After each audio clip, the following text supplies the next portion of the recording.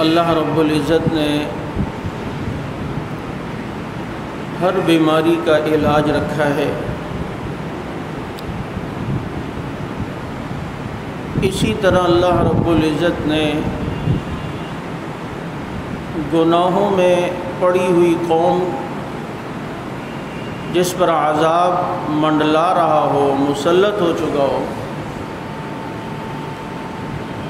اس بیماری کا علاج بھی رکھا ہے جسے توبہ اور استغفار کہتے ہیں۔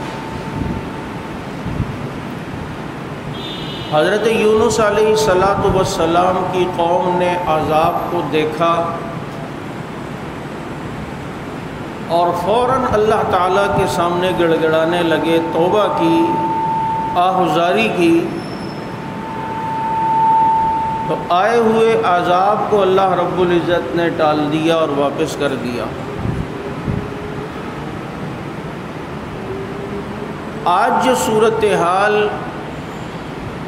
ہمارے یہاں بلکہ پوری دنیا میں ہے کرونا کے نام سے، مصیبت یہ ہے کہ ابھی تک ہم نے اسے اللہ کا عذاب ہی نہیں سمجھا۔ یہ ذہن تو بنایا جاتا ہے کہ فلاں سے ہاتھ ملاؤ گے تو یوں ہوگا، سوشل ڈسٹینس نہ ہو تو یہ ہوگا، یہ بنانا چاہیے، احتیاطی تدابیر ہونی چاہیے، اس کے ہم مخالف نہیں ہیں۔ حضرت یعقوب علیہ السلام نے بھی اپنے بچوں کو جب بھیجا تو فرمایا لا تدخلوا من ابواب واحدہ، ایک دروازے سے نہیں جانا، الگ الگ دروازے سے جانا، یہ تدبیر کی۔ لیکن آج تک احتیاطی تدابیر تو بتائی جاتی ہے، آپ موبائل فون اٹھائیں، کسی کو فون کریں، اس کے اندر ٹون میں احتیاطی تدابیر ہی کی بات ہو رہی ہوتی ہے۔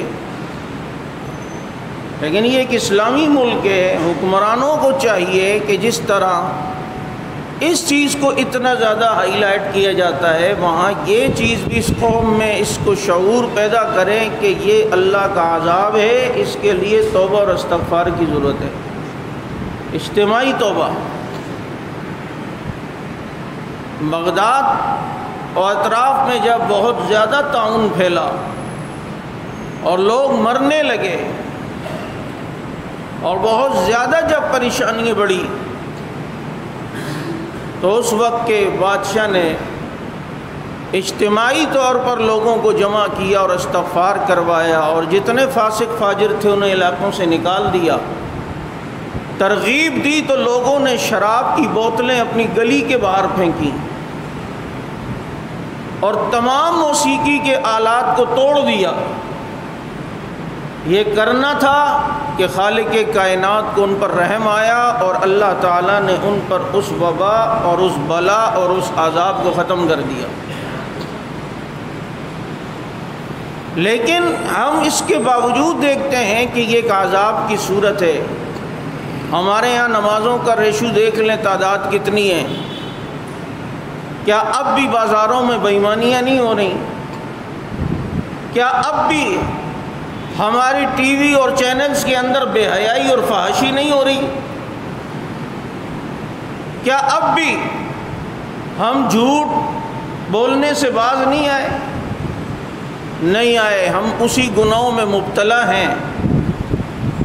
تو جب یہ گناہ اجتماعی صورت میں ہو تو پھر عذاب بھی اجتماعی صورت میں آتا ہے۔ سب سے پہلے ہمیں اللہ تعالیٰ کے حضور توبہ کرنی ہے کہ اللہ ہمارے گناہوں کو معاف فرما کر اس وبا کو ہم سے ختم فرما دے۔